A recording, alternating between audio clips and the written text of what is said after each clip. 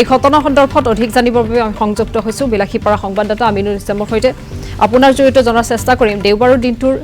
যি ঘটনা সেই ঘটনা ইতিমধ্যে ৰাজ্য জোকাৰি গ'ল আৰু তাৰ পাছতেই অনুৰূপ ঘটনা সংঘটিত হৈছে বিলাসীপাৰাত কিমান দিনৰ পৰা এই ঘটনা সংঘটিত কৰি আহিছে বৰ্তমান অভিযুক্তৰ বিৰুদ্ধে কিবা ব্যৱস্থা গ্ৰহণ কৰিছে নেকি আৰক্ষী আপোনাৰ জৰিয়তে জানাৰ চেষ্টা কৰিম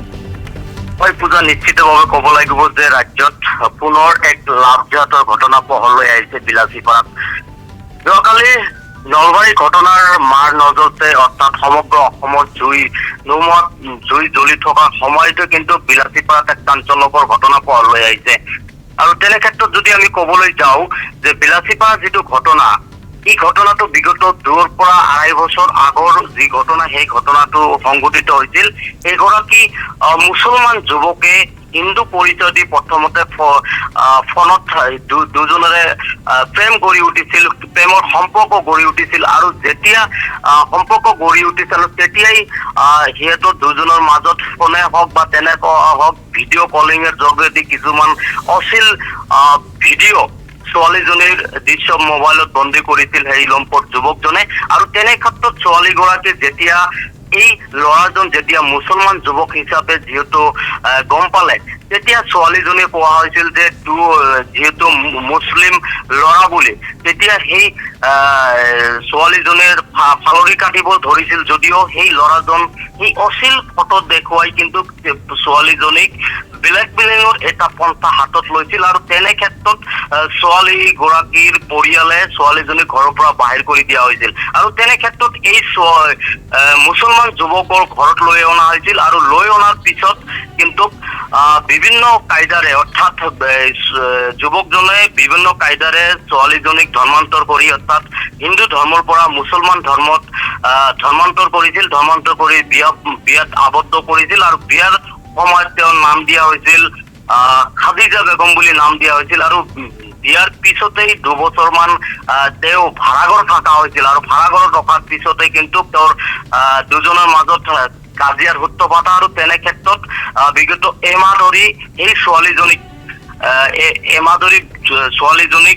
ভাড়াঘৰত থৈ কিন্তু সেই লম্পট যুৱকজনে পলাই যাবলৈ সক্ষম হয় আৰু তেনে ক্ষেত্ৰত এমাহ ধৰি ছোৱালীজনী ন্যায় বিচাৰি কিন্তু ছোৱালীৰ ঘৰৰ কাষ চাপি যুৱতীগৰাকী ল'ৰাজনৰ পৰিয়ালৰ কাষ চাপিছিল গাঁৱৰ মানুহৰ কাষ চাপিছিল কিন্তু কোনো ধৰণৰ ন্যায় নাপাই অৱশেষত আৰক্ষীৰো কাষ চাপিছিল এজাহাৰ দাখিল কৰিছিল আৰু যেনে ক্ষেত্ৰত ছোৱালীজনীক ন্যায় প্ৰদানৰ কাৰণে বিলাসীপাৰা ধুবুৰী প্ৰশাসনে গুৰুত্ব ল'ব লাগিছিল আৰু তেনে ক্ষেত্ৰত কোনো ধৰণৰ গুৰুত্ব লোৱা পৰিলক্ষিত হোৱা নাই আৰু তেনে ক্ষেত্ৰত ধুবুৰী আৰক্ষী অধীক্ষকৰ ওচৰতেই ছোৱালীজনীৰ কাষ চাপিছিল যদিও কোনো ধৰণৰ ন্যায় নোপোৱা অৱশেষত বিগত 1 সপ্তাহ ধৰি এই কেছখন যিখন ছোৱালীজনী এজাহাৰ দাখিল কৰা হৈছিল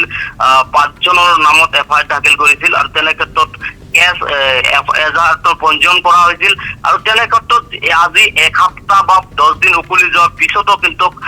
বিলাসীপাৰা আৰক্ষী কোনো ধৰণৰ এই ছোৱালীজনীক ন্যায় দিয়াৰ কাৰণে কোনো পদক্ষেপ হাতত লোৱা নাছিল আৰু তেনে ক্ষেত্ৰত আমাৰ সংবাদ মাধ্যমত যেতিয়া কাষ চাপিছিল তেতিয়াহে সমগ্ৰ ঘটনাই পোহৰলৈ আহিছিল এনেদৰে ছোৱালীজনীক হিন্দু ছোৱালীজনীক ব্লেকমেইলিং কৰি এই লম্পট ল'ৰাজনে ব্লেকমেইলিং কৰি হাৰাশাস্তি কৰিছিল মানসিক নিৰ্যাতন কৰিছিল শাৰীৰিক সম্পৰ্ক গঢ়ি তোলা হৈছিল আৰু তেনে ক্ষেত্ৰত কিন্তু বৰ্তমানলৈকে কিন্তু যুৱকজন পলাতক অৱস্থাত আছে বিলাসীপাৰা আৰক্ষীয়ে কিন্তু কোনো ধৰণৰ গুৰুত্ব আৰোপ দিয়া নাই যাৰ পৰিপ্ৰেক্ষিত কিন্তু দুৱাৰে দুৱাৰে থানায় ঘূৰিবলগীয়া হৈছে হিন্দু যুৱতীগৰাকী আৰু এই ক্ষেত্ৰত যেহেতু অসমৰ মুখ্যমন্ত্ৰী কঠোৰ হৈছে লাভজাতৰ বিৰুদ্ধে কঠোৰ হৈছে সমগ্ৰ অসমতো দল সংগঠনৰ প্ৰতিবাদত কঠোৰ পদক্ষেপ দমন কৰিব লৈছে আৰু এনে ক্ষেত্ৰত এই যুৱকজনৰ বিৰুদ্ধে কেনেধৰণৰ আৰক্ষী প্ৰশাসনে ব্যৱস্থা গ্ৰহণ কৰে সেয়া কিন্তু লক্ষণীয় হ'ব পূজা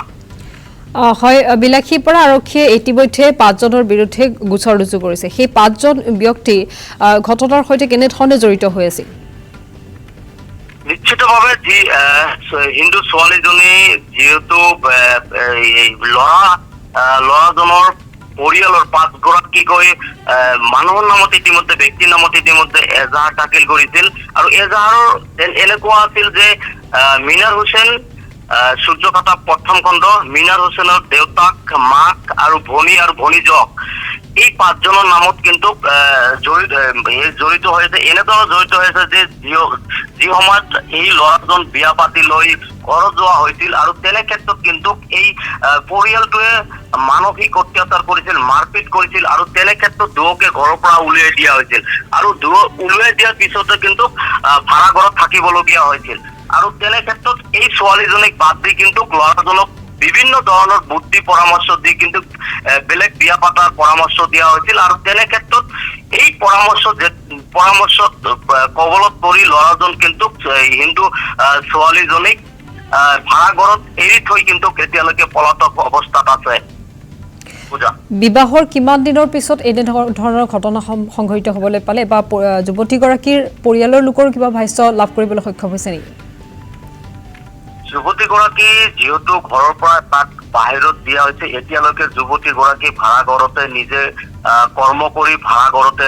ৰখি আছে কিন্তু তেনে ক্ষেত্ৰত দুৰ পৰা 2.5 বছৰ হ'ল ঘটনাটো সংঘটিত হোৱাৰ আৰু তেনে ক্ষেত্ৰত আজিলৈকে কিন্তু সেই বিগত 1.5 বছৰৰ পৰা 2 বছৰ কিন্তু সেই দুজনৰ মাজত সংসাৰ ভাড়া ঘৰতে ঠিক ঠাকে চলিছিল যদিও অৱশেষত পৰিয়ালৰ যি কুপৰামৰ্শ আৰু পৰিয়ালৰ যি বুদ্ধি সেয়া কিন্তু ল'ৰাজনক ফচলাই বেলেগ ঠাইত পলাই যাবলৈ হয়তো পৰিয়ালৰ লোকে মানে সহায় সহযোগিতা আগবঢ়াৰ তেনে ঘটনা পোহৰলৈ আহিছে আৰু এনে ক্ষেত্ৰত ছোৱালীজনীয়ে উপায়ন্তৰ হৈ কিন্তু বিলাসীপাৰা